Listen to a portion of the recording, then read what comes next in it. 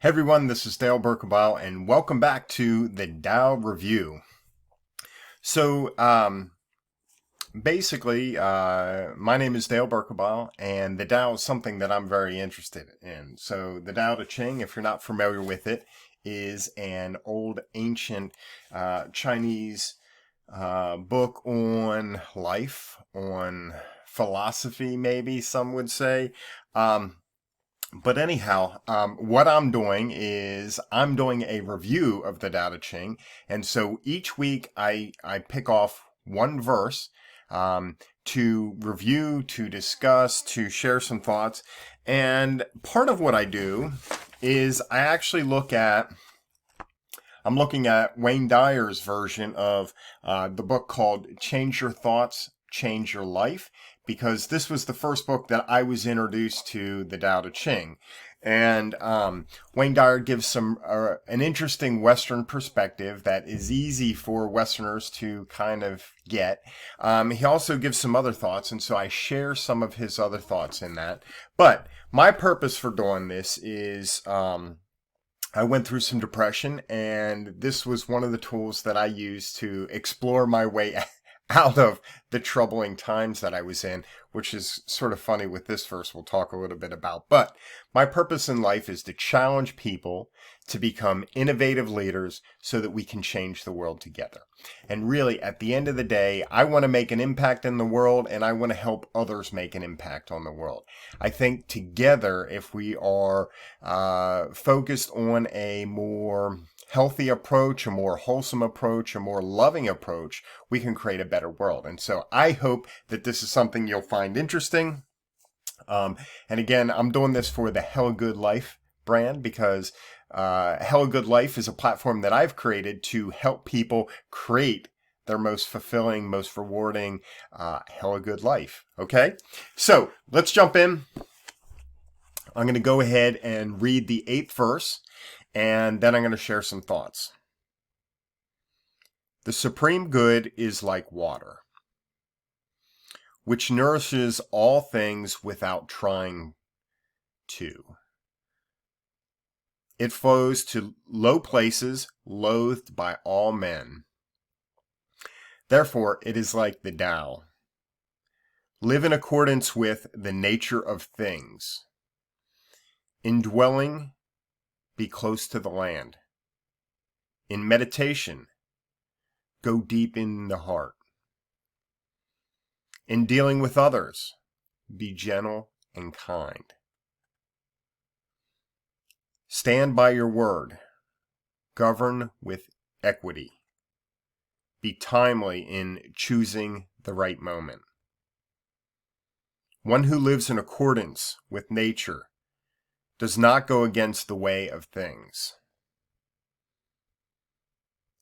They move in harmony with the present moment, always knowing the truth of just what to do. Okay, so I think there's a whole lot of things there that are interesting to break down. And one of the things that's interesting is I talked about making an impact on the world, right? And as I read this and I explore this and I think a little bit about it, I feel like you can make the most impact in the world by being your authentic, true self, who you are at your core, without trying to be something else. Because sometimes what we do is we focus too much on trying to be someone we're not. And so just be you. I think that's where we're going to have the biggest bang for our buck. And that's like the water nurtures everything without trying. I think we should also let go of status and trying to put ourselves above others. This is ego driven, and it's amazing what we can do to help others in those places that society says are low places or dirty places or low people or dirty people or whatever. Society kind of looks down on people by just being with some of those people. Sometimes what we'll find is that we are nurturing without even having to do a whole lot that we sometimes may want to do. But, we're just being one with those people and accepting them and loving them all and not judging, but just being. And this is not easy, right? This is not easy. It's easy for us to go back to our judging ways, to put ourselves on a pedestal and look like or think like we are better than some.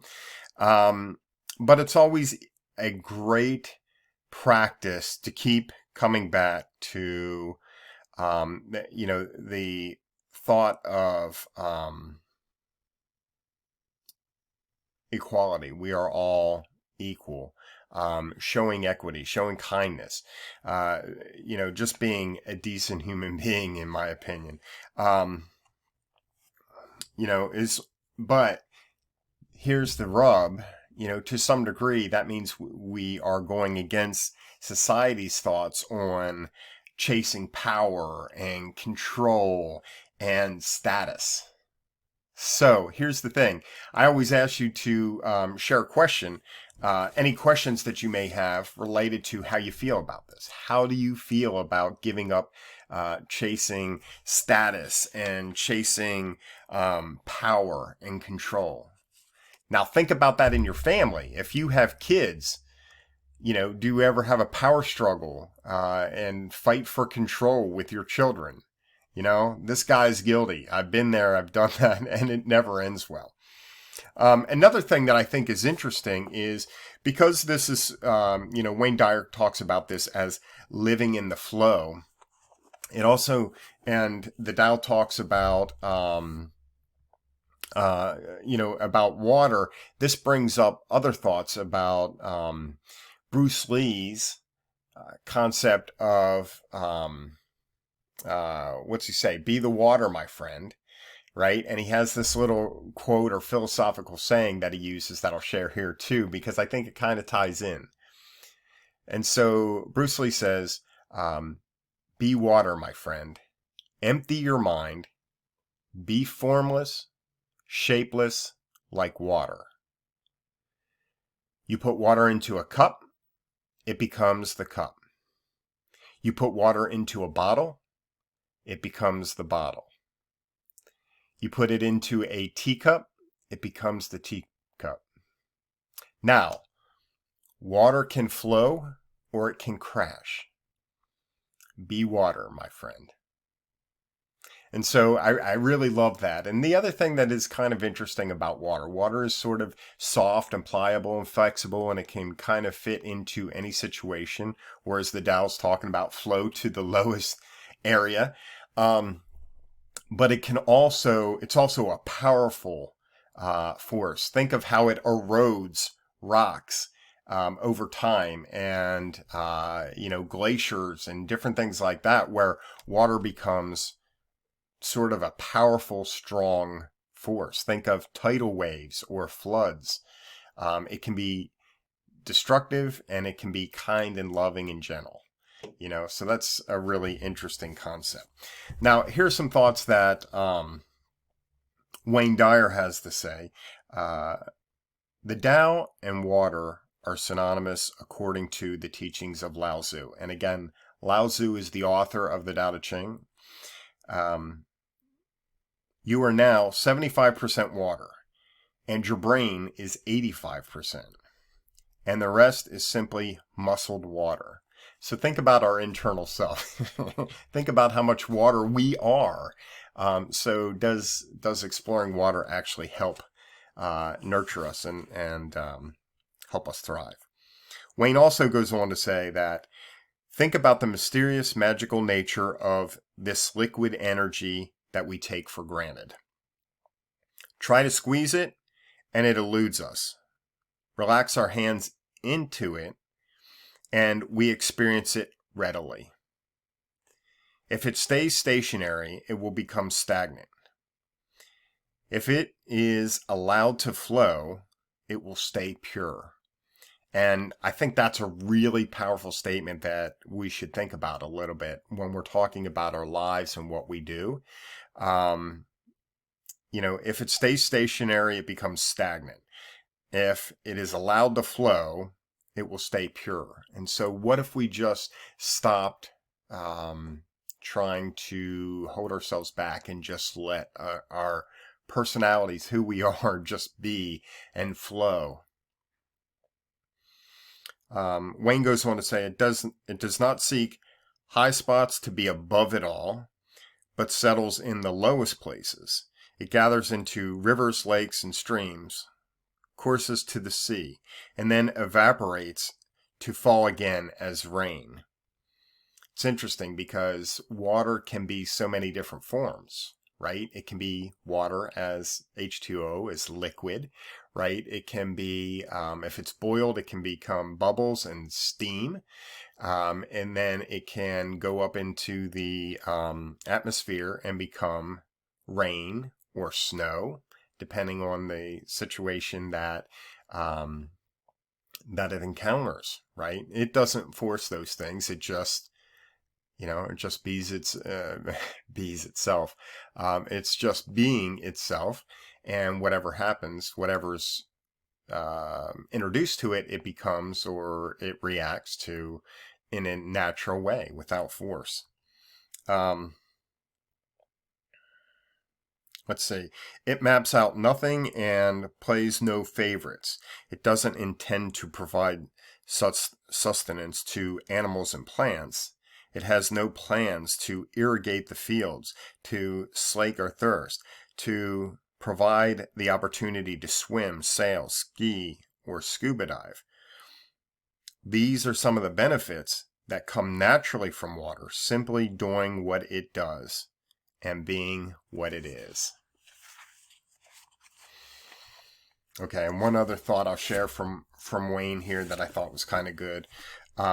Be careful not to assign yourself a place of importance above anyone else. Be receptive to everyone, particularly those who may not routinely receive respect, such as the uneducated, homeless, or troubled members of our society. Go to the low places loathed by all men, and have an open mind when you are there. Look for the Tao in everyone you encounter, and make a special effort to have acceptance, gentleness, and kindness course through you to others. That's powerful. By not being irritating, you'll be received with respect. By making every effort to avoid controlling the lives of others, you'll be in peaceful harmony with the natural order of the Tao. This is the way you nourish others without trying. Be like water, which creates opportunities for swimming, fishing, surfing, drinking, wading, sprinkling, floating, and an endless list of benefits. By not trying to do anything other than simply flow. Okay, so anyhow, I think that that's really some pretty powerful thoughts. This is week 8 of doing this program related to the Tao, and I think this is a really powerful verse that has a lot of meaning. And let me share some other thoughts here. So there's in the Stephen Mitchell version translation, he talks about the verse has, in family, be completely present. And, God knows in this day and age, we have cell phones and iPads and more TV channels than we could ever look at, and books and magazines and all kinds of other stuff that distract us from being present. Now, we're not present with our family and we're not present with other people, but our family is someone that we love. Can we figure out ways to be more present? And so anyhow, with that, here's what I'd like you to do. Again, share your comments below. Think about some of these things. Did any of this stand out? And how do you feel about being like water? Okay, peace, love, and respect to you, my friends. You have a great day. And if you like this, share it with others. Give us a thumbs up and look for the videos we have. You can subscribe to our channel and like some of the other videos. Again,